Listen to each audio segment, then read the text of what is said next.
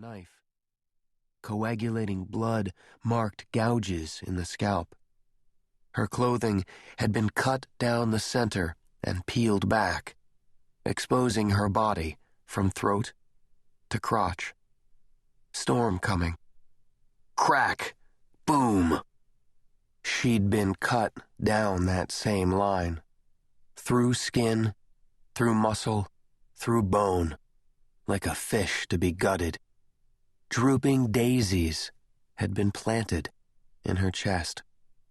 Bile rose in his esophagus at the same time that his throat closed. Terror wrapped two big, bony hands around his neck and squeezed. He stumbled backward, turned and ran into a floor lamp, jumped sideways and tripped over a footstool, fell and hit his head on the corner of the coffee table. Crack! Boom! Crack! Boom! Dizzy, weak, scared, he scrambled to get his feet under himself and get out of the room. A strange mewling sound squeezed up out of his throat like a dog that had been beaten. He ran to the kitchen. He ran out the back door. He couldn't stay in the house, couldn't get away from it fast enough. The world had taken on a weird, green cast. There was a roaring sound coming like a freight train. But when he looked at the tracks, there was no train. Or, if there had been one, it had been swallowed whole by the huge black funnel cloud that had touched ground and was chewing up everything in its path. This had to be a nightmare. None of this could really be happening, but he felt the debris hit him. Slivers and splinters and dirt pelted him. He threw his arms up around his head to protect his face. The roar was deafening. The old storm cellar door was open and clinging to the frame by a single hinge as the wind tried to rip it free. He all but threw himself down the concrete stairs and kicked in the door to the basement itself. It was old and rotted with damp, and it split away from the frame on the third kick. The basement was as dank as a cave and smelled of mildew. He couldn't find a light switch. Above him, the old house had begun to shake. He had the impression of it pulling upward as the tornado tried to rip it from its foundation. The rain came in a deluge, the bullwhip crack of lightning, thunder drumming. The basement was illuminated in bursts of stark white light. The darkness between was absolute. He curled into a ball on the floor, cold, wet, sick at the thing he had seen upstairs, sick at the smell of the basement. He didn't know how long he stayed there. It might have been 5 minutes or 5 hours. Time meant nothing. All he would remember later was the dawning of awareness that everything had gone silent again.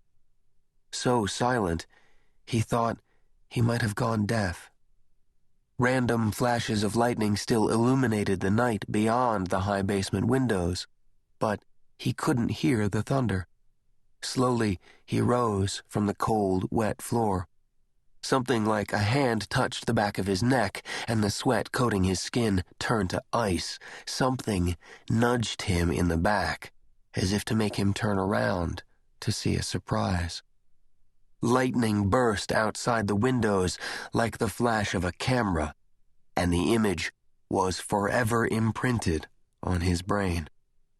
A memory that would never fade, never lessen in its impact or in its horror. The bodies of 2 children hanging from the ceiling beams, their lifeless eyes staring sightless into his. Chapter 1. 15 months later. He slaughtered a mother and 2 children. Hennepin County Prosecutor Chris Logan was a man of strong opinions and stronger emotions. Both traits had served him well in the courtroom with juries, not always so well in judges' chambers. He was tall, broad-shouldered, athletic, with a thick shock of black Irish hair, now threaded with silver. 45 years old, Logan had spent 20 of those years in the criminal court system. It was a wonder he hadn't gone entirely white. I'm sorry, said the defense attorney, his sarcasm belying the expression of shock. Did I miss something? When were we suddenly transported to the Dark Ages? Aren't the accused in this country still innocent until proven guilty? Logan rolled his eyes. Oh, for Christ's sake, Scott, could you spare us the act? We're all adults. We all know each other. We all know you're full of shit. Could you spare us the demonstration? Mr. Logan? Judge Carey Moore gave him a level look. She had known Chris Logan since they had both cut their teeth toiling as public defenders, a job neither of them had the temperament for. They had moved on to the county attorney's office as quickly as they could, and both had made their names in the courtroom, prosecuting everything from petty theft to rape to murder.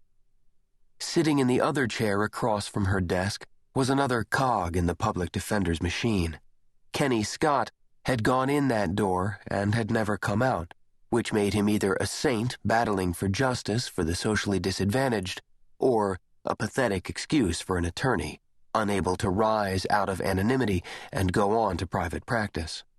Having had him in her courtroom numerous times, Carey suspected the latter.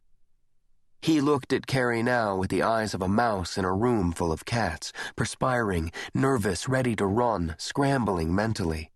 He was a small man whose suits never fit, too big in the shoulders, too long in the sleeves, which somehow emphasized the impression that he was overwhelmed by his job or by life in general. By the luck of the draw, he had gotten stuck with the job of defending the most hated man in Minneapolis, if not the entire state, a drifter named Karl Dahl, accused of the most heinous murders Carey had encountered in her career.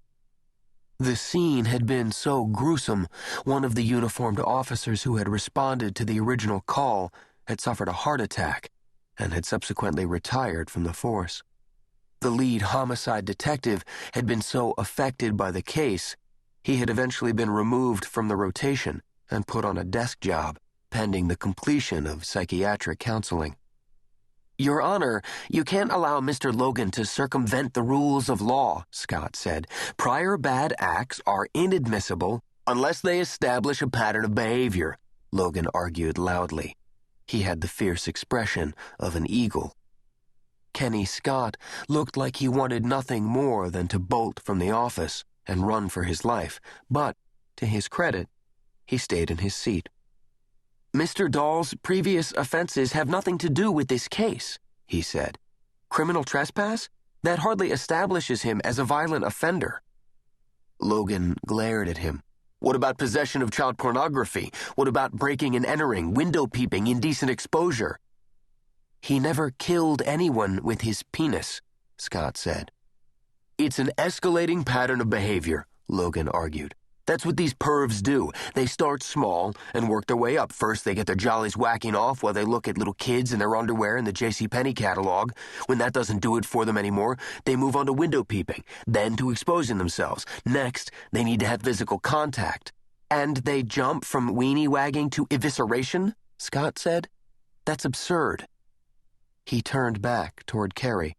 Your Honor, there is nothing violent in Karl Dahl's record.